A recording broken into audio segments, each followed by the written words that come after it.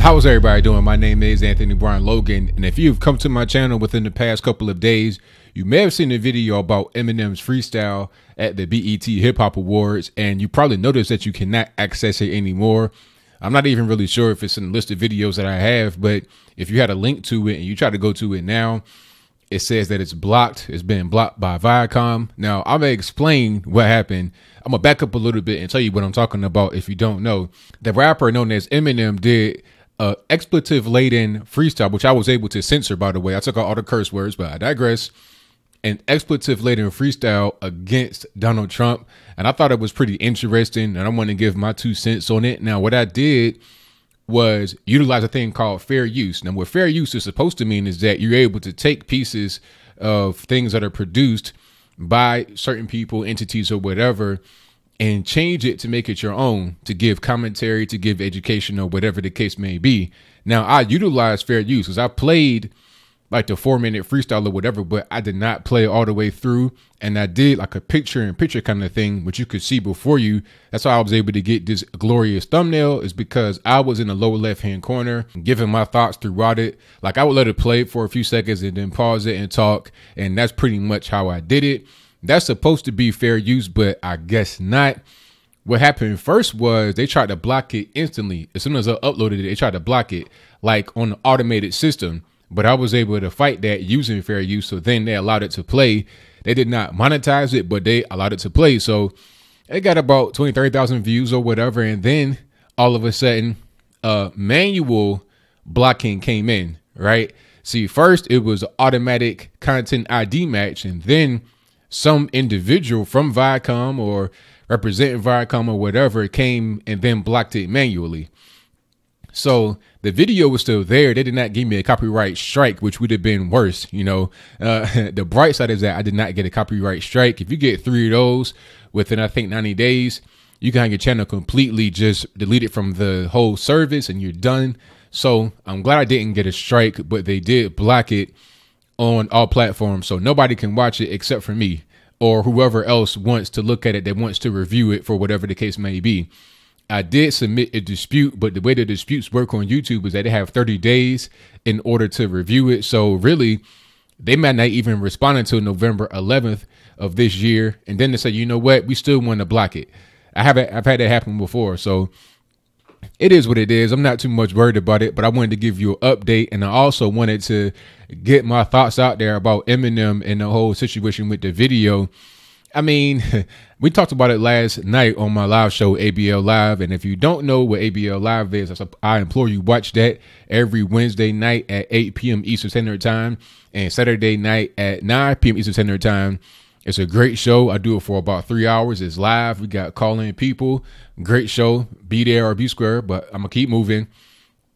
On last night's show, we talked about it, and people were saying how he's like a washed-up rapper trying to regain relevance. And then beyond that, he's had so many controversies in his life, all the homophobia allegations, all the stuff about his mom and his girlfriend treating him badly, wanting to beat him up and kill him, all the suicidal stuff, all the drugs that he was on, all that stuff was happening during his career. And beyond that, he made a whole career out of being controversial. So he should not really be against Trump. This whole thing could be a political stunt to try to get back into the limelight, but I'm not quite sure why he would want to do that at 44 years old. He's rich beyond comparison. He's not like a one and done kind of rapper. I think 50 Cent was signed to his label and the joint deal with Aftermath, which is Dr. Dre's label. So Eminem's good for money. You know, he's been around for a very long time. He had movies and all kind of stuff like that. So I don't think it's really hurting for money. Maybe he's just virtue signaling because him and Donald Trump have shared the stage in the past. And I'll post a link to that in the description box below. Much of what he has talked about in the past, Trump has allegedly said, right? So I don't see why he would really be upset at Donald Trump other than to try and virtue signal. And the same thing with Colin Kaepernick and stuff like that, you know, talking about raising the fist. You're just trying to project virtuousness to those who you want to look at you in a virtuous way. That's all that it is. And some said that he alienated a large part of his fan base. I'm not really sure if that's true or false. I can't really call it. I do know one thing for sure and one thing for certain. Most rap music, period, is consumed by young white kids in the suburbs. If that is Eminem's core fan base, or if that was his core fan base, he may not be able to hold on to a lot of that, because I know a lot of those kids probably have parents that voted for Trump. I don't think the hatred for Trump is as widespread as he may think from his ivory tower in the sky, right? I talked about that in the previous video. In the lyrics, I could tell that he had spent a lot of time in airplanes and airports and not really down with the common everyday normie folk in the streets, that do not necessarily reside on the internets. He's not really aligned with us. So he's in his own little world and he sees things from his perspective. He probably just goes on the plane and, he's in the seat, and on the back of the headrest, you got the TV right there. And then you could select satellite TV, and he's just seeing CNN, MSNBC, and he's listening to whatever they feed him. He's taking that, and then he may see a couple of Black Lives Matter people. He may see Colin Kaepernick. He may see a news clip here and there. And from that, he extrapolates the pulse of the whole nation. But that's just simply not true. Some say that Donald Trump is universally unpopular and hated. If that's the truth, then he would not have been elected. Some would say, oh, he lost a popular vote. Well, it doesn't really matter. At the end of the day, he won the Electoral College, and that's enough. He won enough of the popular vote to win the Electoral College. Let's be clear.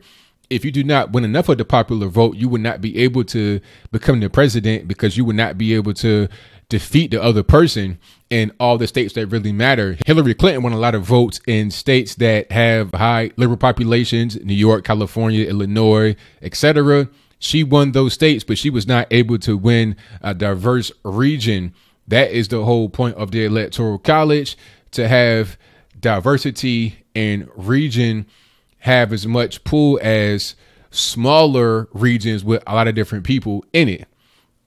So that's pretty much all I got. They did block the video, but I'm not really worried about it. It was not monetized from the beginning.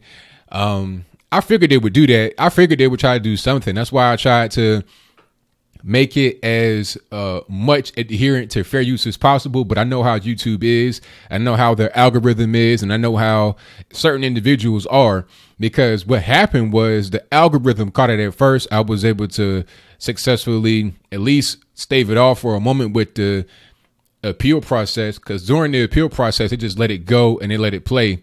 They do not allow it to be monetized, but they still let it play. But I figured they probably come back and then say, okay, we're still going to block it. But it doesn't really matter. I just wanted to put that out there, tell you what happened. If you were wondering, if you saw that, the thumbnail that was like, oh, sorry, this has been blocked. I wanted to give you a heads up as to what was happening.